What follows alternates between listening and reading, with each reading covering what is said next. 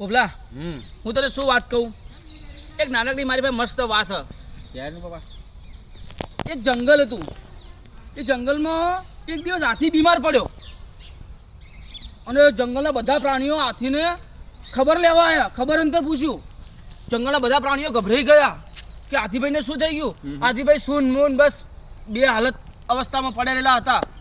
બધા સિંહ, વરુ, વાઘ, રીંછ બધા લોકો આવ્યા. બહુ મહેનત કરી, બહુ દેશી દવાઓના ઉપાય કર્યા, પણ હાથીભાઈ તો ના બોલે કે ના ચાલે.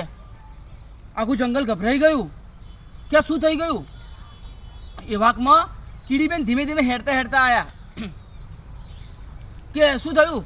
કે બસ હાથીભાઈ સવારના હાલતમાં પડ્યા. અમે લોકો દેશી ઉપાય ને બધું બહુ બધું કર્યું, પણ હાથીભાઈ ના બોલે કે ના ચાલે કે ના વાક ઉગાડે. હાય હાય. કીડીબેન તો ધીમે ધીમે ધીમે એમની મસ્તીમાં મધમસ હાથી જતા જતા એમને કાનમાં જઈને શાંતિથી સરસ વાત કીધી.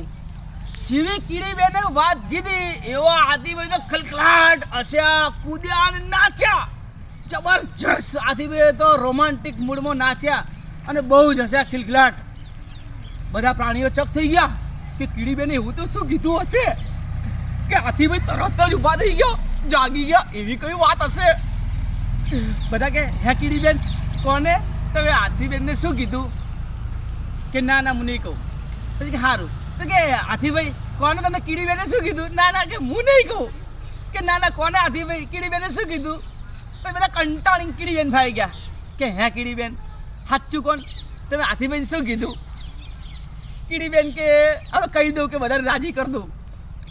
મેં એવું કીધું કે હાથીભાઈ પૈસાની વાત હશે ને તો ચાલશે, પણ લોહી બોઈ જોઈએ ને તો કેજો.